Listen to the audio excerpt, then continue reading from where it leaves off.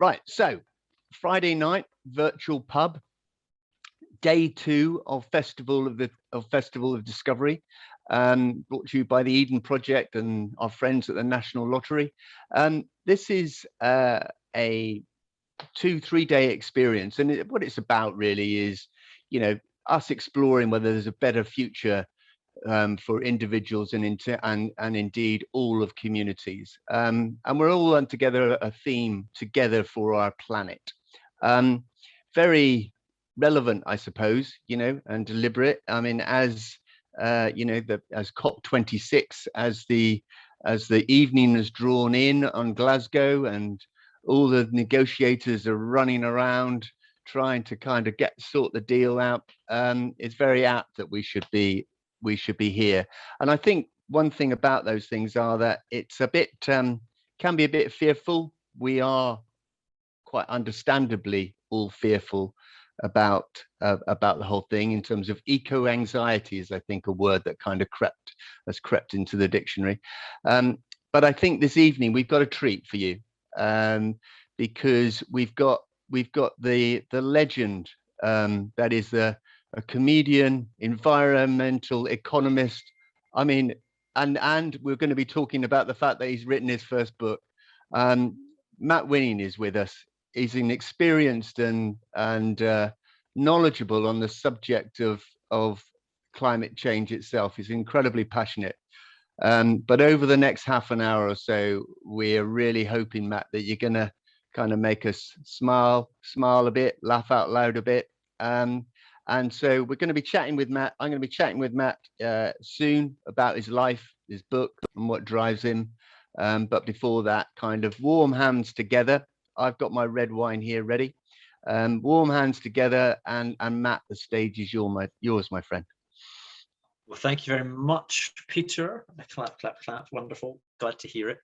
I am going to share my screen and keep talking while we do that. Yeah, absolute pleasure to be here. I am, as Peter said, a weird combination of being a climate change researcher and a stand-up comedian. It's quite sort of confusing for people. I am sort of like when you hear about someone being like a landlord and also a nice person, you know what I mean? It's a bit sort of, bit of a shock to the system, shall we say. So yeah, I'm going to talk to you for the next while about climate change. I mean, you guys are probably already well aware of a lot of this, but hopefully it's a different way of getting information. This is the sort of thing that I tried to go out and talk to the public about, and try to kind of reach new audiences on that. And we can talk about that a little bit. So my name is genuinely Dr. Winning. That is my name, the most positive name in comedy today. Winning by name. That's about it. I had a son last year. I tried to get my wife to agree to call him Oscar, but we came to blows on that. Well, no, we just, it was very much vetoed. I did get Academy Award in as a middle name though, so there we go. As I say, I'm a climate change researcher. I have a PhD in climate change policy. So I am a doctor. I like to tell people I'm a doctor, but I'm the sort of doctor that if you have a heart attack on a flight, I will rush to your aid, but only really to berate you for flying in the first place. I technically, so my title is an environmental economist, which I always think people find is a bit of an oxymoron when you tell them that that's who you are. You know, they hear the word environmental and they go, yes, great. And then they hear the word economist and they go, yeah, no thanks. It's a bit like hearing someone is a human rights lawyer. Yeah, still a lawyer, aren't you? Or hearing the phrase cocktail sausage, always a massive disappointment, isn't it? So it is great to be here. I think if we got, is someone on mute? I'm just going to ask. I think someone's maybe not on mute. I could hear some background noise, but no worries. Just maybe double check everybody if that's okay. Yes, I am a comedian, but just to give you an idea of the sort of comedian, let me just click on this, that I am. I am the sort of comedian that is followed on Twitter by the European corrugated board industry. That is where my career is at. Cardboard, that is my target demographic. Worst part about it, 1,000 more followers than me on Twitter. And when I found that, when I found that out, I wanted to walk directly into the sea, which will become increasingly easy over the coming decades. So, we've got that to look forward to. No, don't follow them back though. So who's the real winner here? Nobody. Okay, let's go. So I am an academic, right? Of course, I'm an academic. So what I like to do is I like to tell you what I'm about to tell you. Then I spend 20 minutes telling you that, and then afterwards I tell you that I told you what I was about to tell you. Or spoilers, as young people call it, or contents. Is what everyone else would call it. And what we're going to cover today is these 3 questions that we need to ask ourselves about climate change. And they also just happen to be the same 3 questions that you will be asked at any job interview for a bureau de change. Must we change? Can we change? And yeah, we get an idea. Will we change? Okay, so here we go. Now we all know about the science.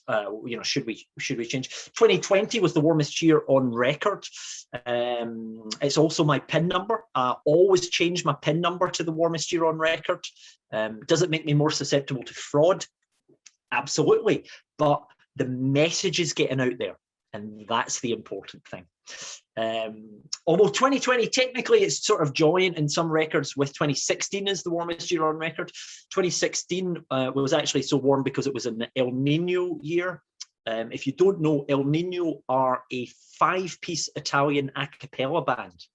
I've got tickets for them in the O2. It was cancelled because of COVID. Anyway, it's also a weather event. Anyway, point is, the last 6 years have been the 6 warmest years ever recorded. The last 3 decades have been the 3 warmest decades ever recorded. We're breaking temperatures all over the shop in pretty much every region in the world, and cooler records are becoming longer and longer.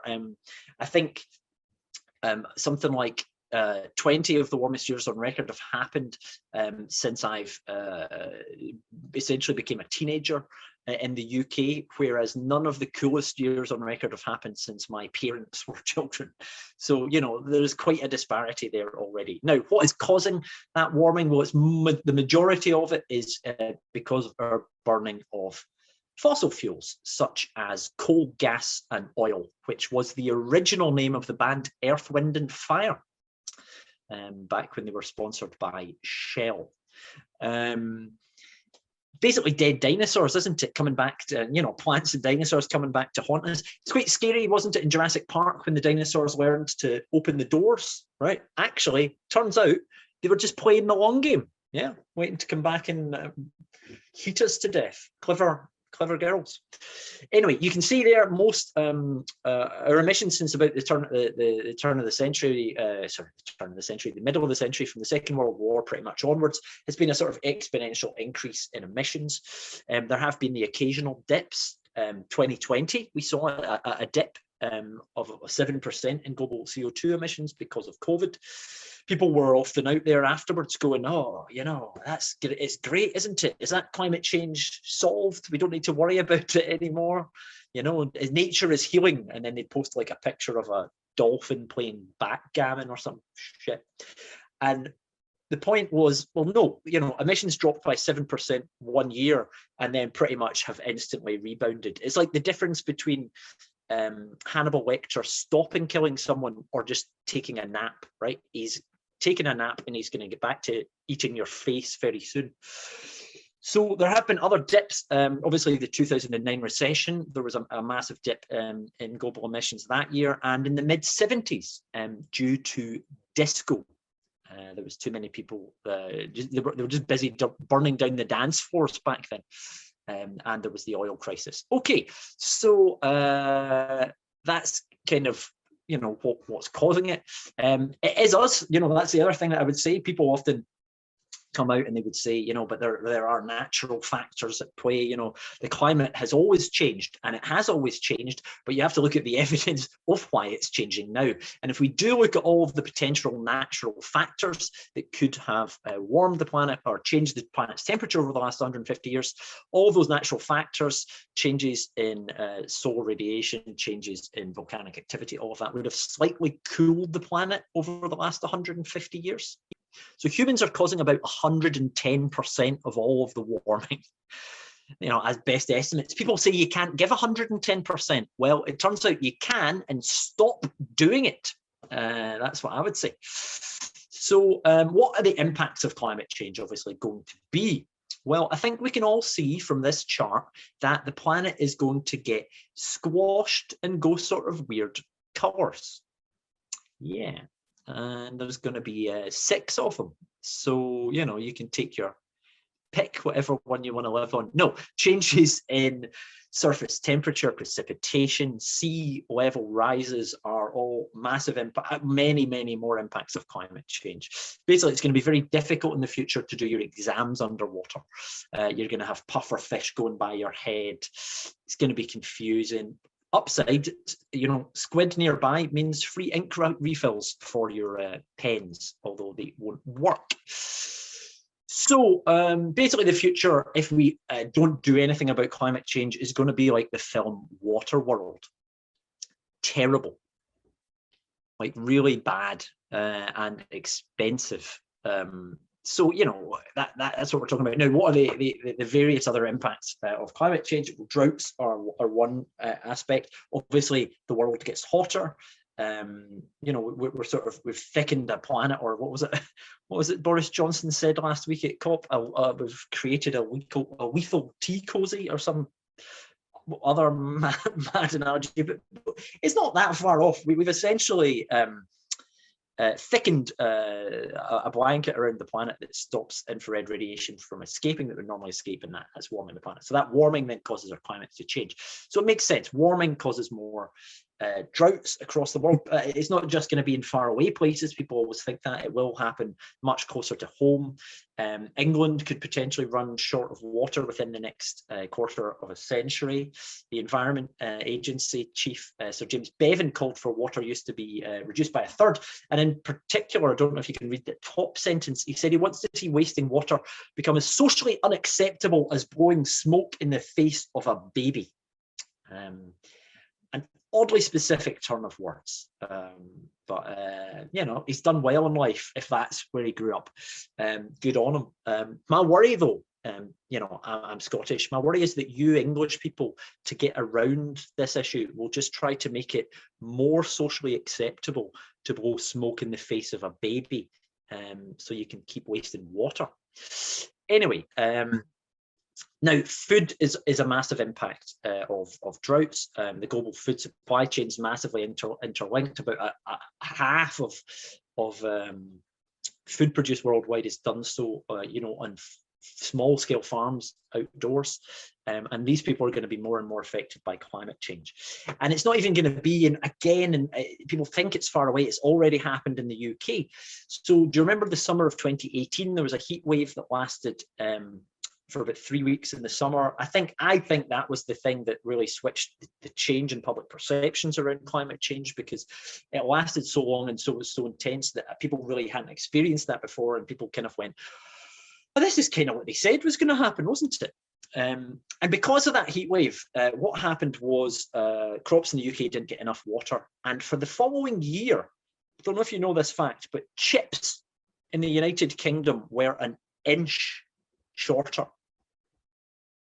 That is not a world I want to live in, ladies and gentlemen.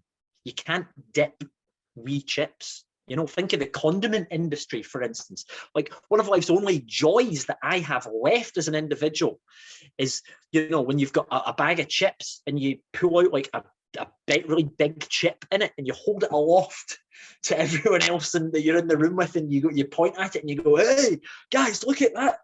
The size of that chip." Oh, and someone else pipes up and they go, "Whoa, it must have eaten all the other chips." And your children won't have that. Okay, ladies and gentlemen, there are difficult choices to be made. You can either, you know, have big chips, or you can stop flying to Magaluf to sleep with someone from Middlesbrough when you could just go to Middlesbrough and sleep with them, is what I'm saying. Anyway, point is, there's difficult decisions to be made. So that's Glasgow. Genuinely a place in the US. Glasgow, Montana is where that is. Sounds like Hannah Montana's scary big sister. Anyway, point is, increased rainfall is also another impact of climate change. So because of the increase in evaporation, because of the hotter temperatures, more goes into clouds. So when it rains more. Clouds can hold about 7% more precipitation for every degree Celsius that the planet warms. So, you know, we've warmed by about a degree so far. There's about 7% more rain potentially falling on us. You know, so it's serious, you know, so much so that the local Scottish band from Glasgow, Wet, Wet, Wet, have decided to actually add another couple of wets to their name. I'm not sure how many they're going for now, but maybe it's wet, wet, wet, wet, wet, wet. Anyway, point is, Venice are also thinking about introducing a law asking all tourists to take a bucket of water with them when they leave. So that's another obvious massive impact. Glaciers are a huge concern, because glaciers provide 3/4 of the world's fresh water for humans and animals. Plus, we might run out of mints. And these glaciers, you know, lots of studies have been showing that they have been much like Prince William's hairline, thinning and retreating over the past couple of decades. So the ice caps are another important aspect. The ice caps obviously play an important role in keeping the planet cool. I don't know if you know this, but it's something called the albedo effect. So when you go abroad and all the houses are white in other countries, in warmer places, that's because it's better at reflecting heat. It doesn't, you know, hold as much heat, and that's what the ice caps do for the Earth. They actually keep the Earth cooler. So as the ice melts and goes away, the water that's behind them, that's darker, retains more heat, and that warms up the planet even more in a sort of runaway snowball effect. I mean, snowball's a poor choice of words there, but you understand what I mean. You know, so the ice caps, glaciers, icebergs are important. In fact, Leonardo DiCaprio is obviously, he's done a lot on climate change over the last few years. He was the UN envoy for peace on climate change. He brought out a film called Before the Flood on climate change. And, you know, one of the reasons he did all of that and has continued to campaign is because the only reason he got famous in the first place was due to an iceberg. So he's trying to save those. You know, and plus he cares about the younger generations, if you just look at who he tends to date. So can we change? You know, so must we change? I think the answer is clearly yes. Things have to change. We're on a path of warming. I mean, we're not on the path we were on, I don't think, but we're still on a path that could cause massive upheaval across the world, and you know, death and destruction for communities and communities. Yeah, it's clear that we must change, but can we do it now? The difficulties around talking to people about this.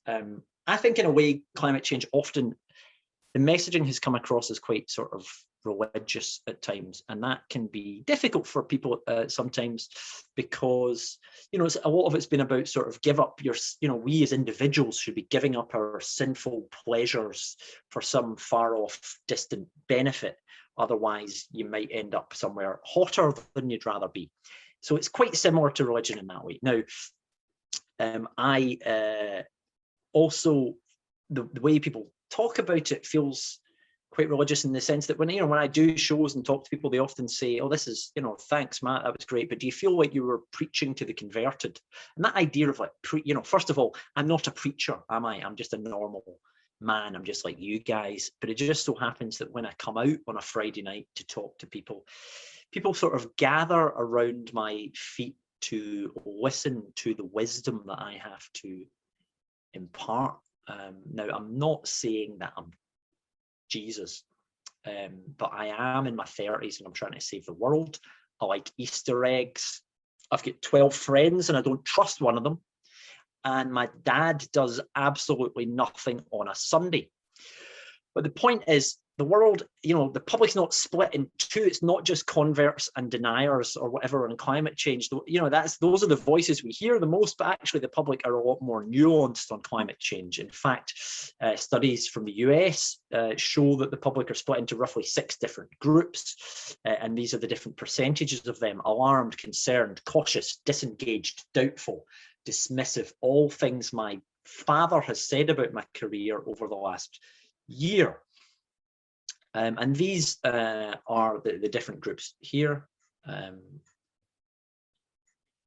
like to just put that in there to show my range in case there's any sort of casting agents in the audience. Anyway, point is, what we're trying to do is we're trying to move people, from the middle ground to become more alarmed. A swell of people. We shouldn't be focusing on people at the other end of the spectrum. What it's about is trying to, I've spoken to people, and it is difficult. I try to ask audience members where they feel like they would sit on this spectrum, and the main one that I get is often concerned.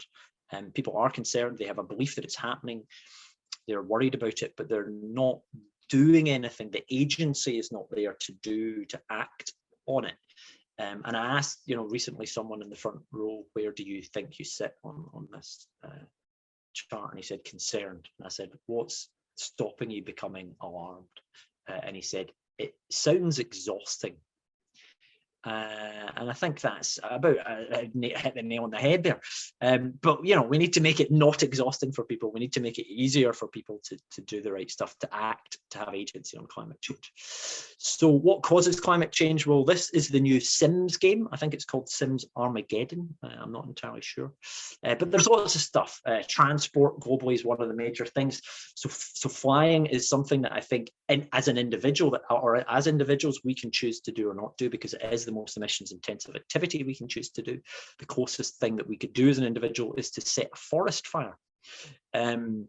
So it's difficult. Now, right, and we don't have the change in new technologies at the moment. Electric planes are quite far away. Even then, they're probably only going to cover fairly short distances.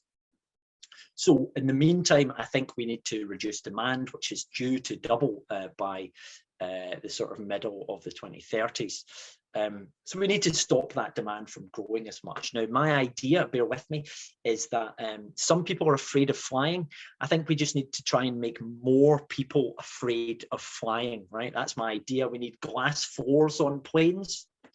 We need the only in-flight entertainment is the film Alive. Actual snakes on a plane, yeah. Babies crying all over the shop. How are we getting them to cry? We're blowing smoke in their faces. Yes, done, solved. Now, I haven't taken a flight myself for about 3.5 years now, and it's been difficult. There's things that I've had to miss. My best friend Colin got married in Australia, and I didn't go because I just couldn't afford it. Very expensive. No, but I've done a lot of traveling by train since then. I went to Italy and back for work to give a 15-minute presentation, but I much prefer taking the train, if I'm honest. I find flights very patronizing when you get on them. It's always like explaining to people, okay, ladies and gentlemen, this is how you put on a belt, isn't it? Yes. And this, what is this? This is a whistle. Whereas you get on a train, they just go, all right, there's a window, there's an axe, work it out. That's how I like to travel, bit of danger. I think there should be more weapons. So that's flying. Obviously, road transport's another massive one. SUVs have contributed to the second most increase in global CO2 emissions over the last decade. Just people buying bigger cars for absolutely no reason whatsoever. And it is, and it's it's just mad that it's seen as this thing that people need and feel safer in, when actual fact they're making their families and their communities a lot less safe in so many different ways. You know, it's a big daft status symbol, and you wouldn't catch me, you know, doing anything for a status symbol. Otherwise, I am not Matthew winning PhD, LLB, MSc. Okay, so but you know, electric vehicles are taking off. The next Transformers film as well is just going to be 3 hours of Optimus Prime recharging himself, so that should be fun. Agriculture, what we eat, is obviously incredibly important. I've tried to move on to well, first of all, I tried to go vegan straight away. I did a thing called veganuary. I don't know if anyone's done it. I tried that. The hardest part about doing veganuary was calling it that without wanting to punch myself in the face.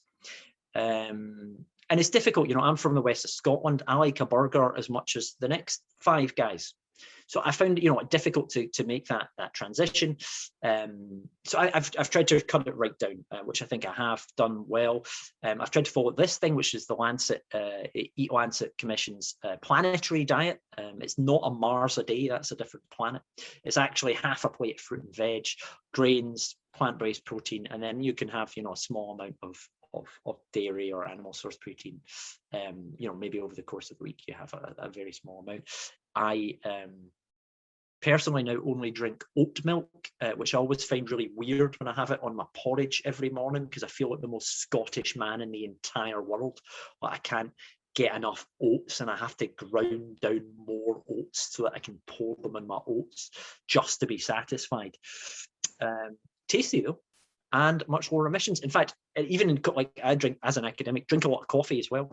I have checked, and you know, you can sort of just having a splash of milk sort of doubles the amount of emissions roughly in your coffee. And if you have a latte, it's even worse. You know, if you're a big baby and you need a big glass of warm milk to make you feel nice and calm, while also having a coffee at the same time and making you feel awful. It's an odd combination, that, to me. I do miss lattes though. Basically, it turns out this, you know, this diet that I'm talking about, the planetary diet, and also, you know, short coffees. Basically, being Italian is how to save the planet. That it turns out, you know, as if Italians needed, you know, any other reason to be smug.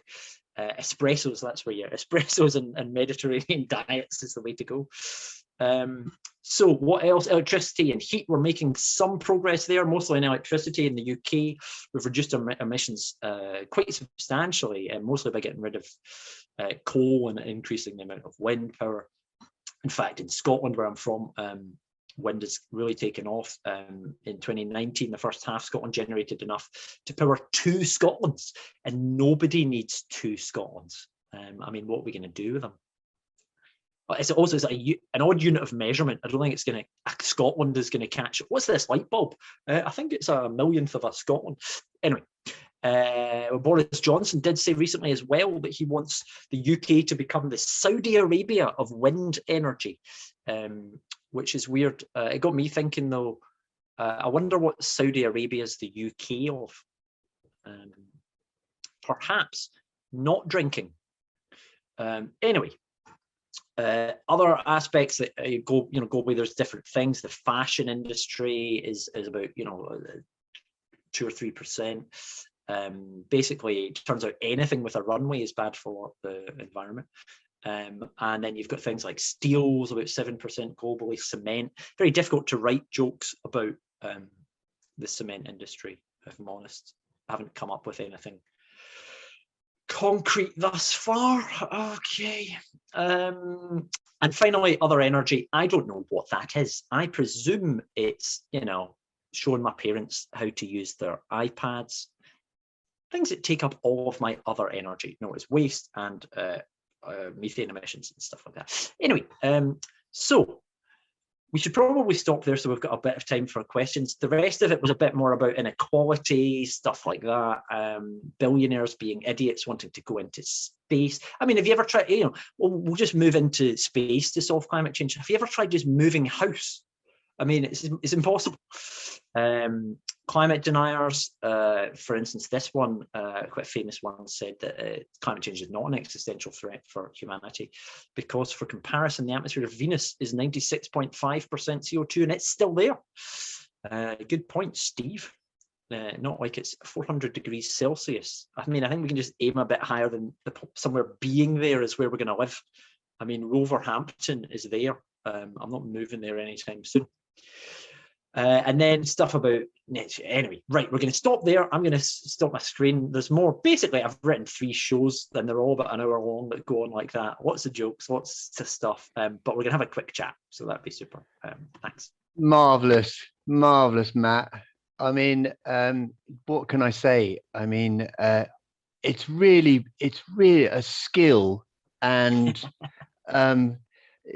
I found myself, I don't know what other people were like that. If I was in a theater now, I would be falling in the aisles and stuff.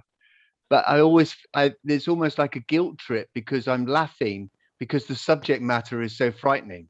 Yeah. And I suppose my first question to you, you touched on it in your opening about how you are these 2 people. You've got the academic qualifications. You've done a PhD. You're a doctor. You know this stuff. You don't need Greta Thunberg to tell you that the place is on fire. You're there, and yet you're a comedian.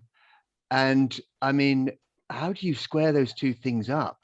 It took quite a long time. It was I didn't do it. So I was a comedian separately for 8 years before I even bothered to talk about climate change as like an extra. So I started my PhD in 2008, which pretty much came back off the back of watching An Inconvenient Truth the year before, maybe, and being at a point in my career where I was I worked in an investment bank for a year, and I really knew I didn't want to do that with my life, and was trying to figure it out. I also did a few courses on environmental issues that I really enjoyed at university. And An Inconvenient Truth came out, and I think I was trying to impress an ex-girlfriend at the time, and decided that I should do something on climate change because I was like, I'm going to be like a good, And then about 6 months into it, I started doing stand-up comedy so that I could get out the house every night and stop thinking about climate change. Well, I didn't want to pry too much into your private life, but I think one thing that you had said in public domain was that you had split up with a girlfriend, and it meant that you had to move home with your parents, but you couldn't actually find that, so you needed to get out in the evening, so you started doing comedy. Was that pretty much? Yeah, bang on. And the comedy went well enough for about 8 years, and I'd like to say that I was really like the whole time thinking about trying to talk about climate change. I wasn't really at all. It was really a hobby. It was something else for me that I was doing purely for myself as a separate thing. And then I tried to talk about climate change in a show at one point, 2016. I tried to kind of bring it into a show that I'd written, and I found I didn't really do it very well. I sort of didn't go hard, if I'm honest. I think I didn't go hard enough on it. I tried to I didn't think people would want to listen to it, so I didn't really make it as explicit as it maybe needed to be. And one review, the reviews were fine for the show, but one of them was like, it didn't, it was funny, but he didn't really say much. And I think I took that quite personally and went, well, okay,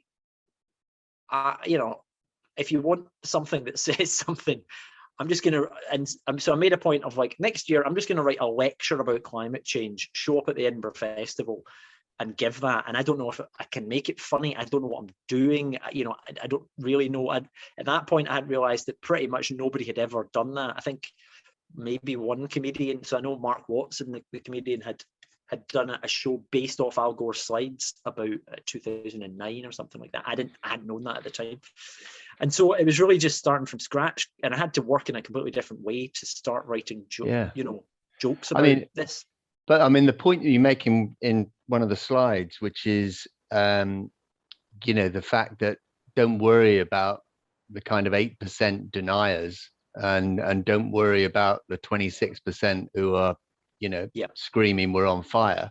It's the chunk in the middle, and quite clearly you think that comedy can be a mechanism of getting that message into the bloodstream quicker to push people to the left-hand side. Yeah. 100%. And I think I just sort of stumbled across that, if I'm honest, because people have to really, we have to start thinking about, how do other people think? What are other people interested in? We often think about ourselves. We're quite insular in that way, and we think, well, this is what I'm concerned about, so other people should be concerned about this.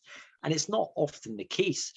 But I found that from doing comedy shows, I was getting people coming to the shows who weren't really necessarily, there were some people that were interested already, that were already on board, whatever. That wasn't who this was for. It was very much aimed at people who have no background in this, who want to know a little bit more about it, but are really starting. And the main feedback I kept getting from people was, oh, wow, that was really entertaining. And I felt like I learned a lot. And I realized that very quickly, that I was onto something then, because this was people who were, just normal people going to festival shows or whatever, that didn't have any background in this. Yeah. And felt that they were getting a lot from it and felt more informed. And it's interesting because it's like we use at Eden, we use the phrase, well, people say of us, it's like education by stealth. You are 100%. you are getting into the bloodstream. And one of the questions there in the chat, which I was thinking myself, from the people on the left hand side, i.e. the people who are totally committed and have spent all that time in Glasgow over the last 2 weeks and so, are you getting any negative feedback from them, which basically say, excuse me, this is a taboo subject, this is deadly serious, we're going down the tubes, why are you having a laugh about it, Matt? Are you getting any of that? So I would say, from anyone that's ever actually come to any of my shows, never. I think when people come and actually, people like to comment on stuff on the internet or whatever, like, once people actually see stuff and understand where it's coming from, and I have a background in this, I'm very much not making light of the subject or of the people that are being affected, by this, not at all. But it's very much a way of using it to, as you say, educate by stealth, and also as a coping mechanism for people like us. That's the other. That's absolutely. That's the thing. That's the doom and gloom thing. I mean, when at Eden, we still kind of work on a frame, which is that the future remains ours to make. But every time you're kind of questioning that, is that true? Is that true? Is that really going to go? And I think what you've just said kind of does that. Now, with the time, obviously, not only are you PhD comedian and extraordinary in terms of actually how you kind of piece that together, and new baby, all of that stuff, your life has changed. And because you haven't got enough on, you've written a book. So and I've got it for all the people here, but I know we're going to have people who put up the paper copy, but I've totally, got it downloaded on the e-reader. Absolutely. So I've read the first chapter, Matt, but it's only out yesterday. What drove you to become a writer as well? Well, it's getting into the detail, the real detail of it. I think you can't do that. Even in an hour-long live comedy show, there's still only so much that you can talk about and set up in terms of the amount of information you're giving people. So, I need to have jokes. If I'm going to do this as a serious comedy show that competes with all other comedy shows at a comedy festival, it has to have the same number of jokes as other shows, and they have to be obvious, And so I very much view this as entertainment and comedy first and foremost, so that it competes with those things, so that it's good enough that people will want to see it and therefore learn. And I think I was only able to do that from having already been doing comedy for 8 years prior to that, because I've seen a lot of people try and fail quite quickly without learning the skill set and stuff. But yeah, so the book, there's a lot more information in there. Hot Mess it's called, by the way, and I think we've been kindly put it in the chat as well, so if anybody looking can get. That would be super. It's interesting because so there's maybe a joke every paragraph rather than a joke at the end of every sentence or two, which I would normally do. But also I can explore the topic in a lot more detail. There's stuff in there that I would maybe yeah, just not be able to go into. So, you know, more personal views, more information on the, you know, the sides of disinformation campaigns that have happened, and the history of climate change and stuff like that. Yeah, so it's similar to what, you know, and some of the jokes that I've told tonight are in the book as well. But and would you ever and is it in your, I mean, it's quite clearly, you know, it is the most important subject for all of us, you know, in that way. So it's a bit weird, this question, which I say, do you see that you would go back to where you were, you know, where you did that 8 years comedy, and you would be, you know, do you see that you will do a repertoire as Matt Winning without climate change? Climate change. Maybe if we solve it, which I've right. Okay, so that's an aim, isn't it? Yeah, ideally we would solve it, and I can go and write a show about donuts or something. Yeah, but I've got a feeling that'll take another, you know, 20. I'll probably be an old man before that happens. But ideally, that would be great. Well, I think think I'd quite like to. I think so, and obviously when you started on this, doing comedy and doing the climate work, the first chapter, anybody who's on this thing, I mean, I haven't read the book, and to be fair, it's fair on everybody because it was only out yesterday. Just came out yesterday, and we've been all a bit busy. Don't But worry. I have read that. I have read the first chapter, which you know, describes the moment when your wife came out of the bathroom with the pregnancy testing kit, the pregnancy thing. I mean, and how has that changed you or driven you on even more in terms of having the little one?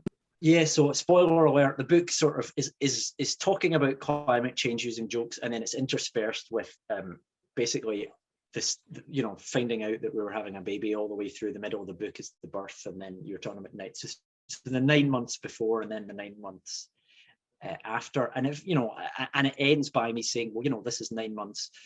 It's very much the start, but it's also very much the start of where we're acting on climate change. You know, this isn't all going to get tied up. You know, even the COP, people feel like, oh, are we going to solve climate change at the COP? And no, it's like we're in, you know, and so I made quite a lot of analogies between what I've learned from, you know, parenting. It's only been a short time, but that and working on climate change, which is that it's definitely difficult, and you have to commit to it every day, and it's going to take a long time to do it, but you do it because of how important it is.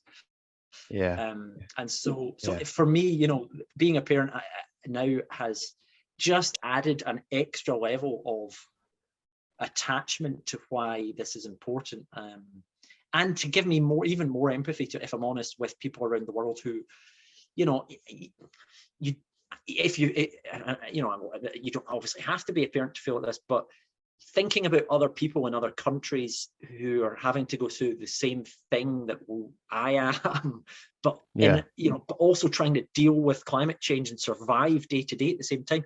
It's just, you know, I mean, it's interesting. Really it's interesting one of the pictures you put up, which we knew because we hosted the president of the Maldives at Eden broadly about the time when he held that his board meeting under the water. Yeah, so I mean, we have a great affinity.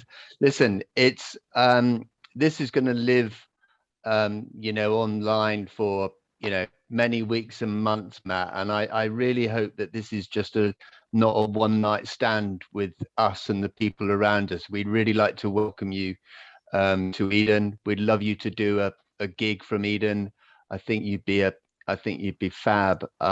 We wish you well with your family, and I just think it's very, very unique, very, very unique, and full to you. And thank you for coming on to us on a Friday night and just doing that. So look, there's lots of kind of claps, I think, from people if we went on galleries. But look, we wish you well. Thank you very much. And it was wonderful that we both saw the memo that we had to wear headphones because we're the only people who are wearing them. But there we go. But take care, my friend, and We No, wish you well. absolute pleasure, and do get in touch. Other people, if you want, want to speak to me about stuff as well. I'm But, sure we will do. lovely to That's be here. been And an absolute joy. have a great All rest of right. the festival. Cheers. All right. Thank you. Take care. Bye. Bye.